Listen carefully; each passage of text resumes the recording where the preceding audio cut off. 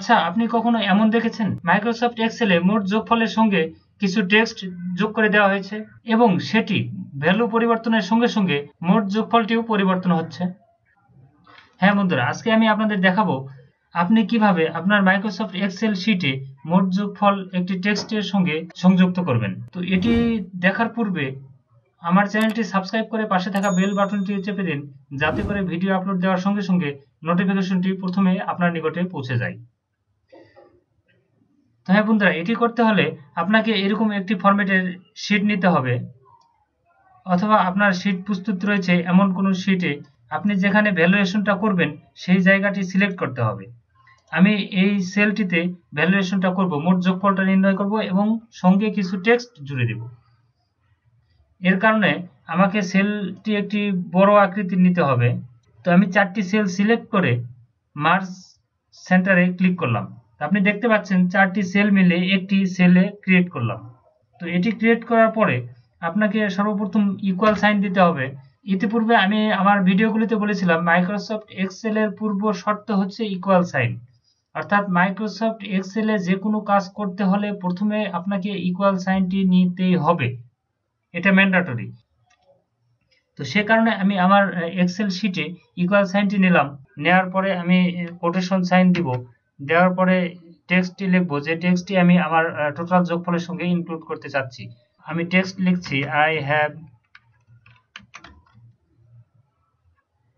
লেখার পরে একটু স্পেস দিব, দেওয়ার পরে কোটেশন সাইনটি দিব, দিয়ে এন্ড সাইন দিব। এই সাইনটি পাবেন আপনি আপনার কিবোর্ডের নিউমেরিক কির 7 নম্বরের উপরের অপশনে এন্ড সাইনটি চাপবেন।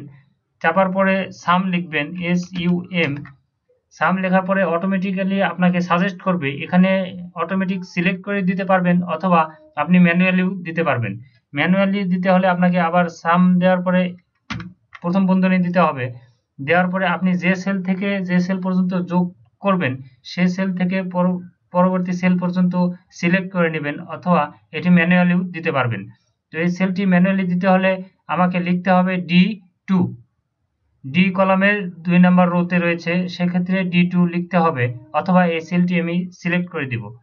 দেওয়ার পরে আমি ড্র্যাগ করে নিব অথবা ম্যানুয়ালি ক্লোন সাইন দিব। দেওয়ার পরে D6 পর্যন্ত আমি সিলেক্ট করে নেব। এটি সিলেক্ট করতে আমি মাউস দিয়েও সিলেক্ট করে নিতে পারবো অথবা ম্যানুয়ালি লিখতে পারবো। তো আমি ম্যানুয়ালি লিখছি D6। অলরেডি আপনি দেখতে পাচ্ছেন ব্লু কালার দিয়ে এই D2 থেকে D6 পর্যন্ত সিলেক্ট করে নিয়েছে। এখন বন্ধনী ক্লোজ অপশনে ক্লিক করব।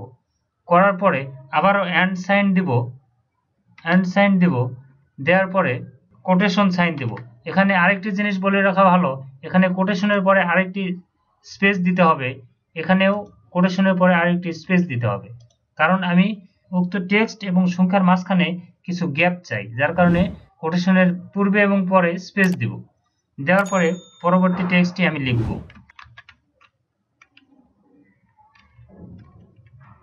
পরবর্তী টেক্সটটি লেখা কমপ্লিট হওয়ার পরে কোটেশন ক্লোজ করব।